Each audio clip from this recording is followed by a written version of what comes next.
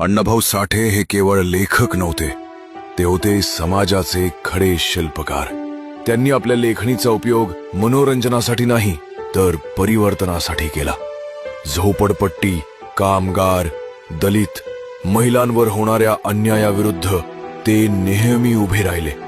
त्यांनी शब्दांचा वापर शस्त्रासारखा केला, जेणेकरून शोषितांना न्याय मिळावा।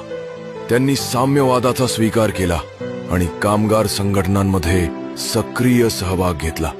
अण्णाभाऊंनी एकट्या मुंबईत 100 पेक्षा अधिक झोपडपट्ट्यात जाऊन लोकांना संघटित केलं। शोषितांना संघटित करा, शिक्षित करा आणि लढा, हा त्यांचा संदेश होता।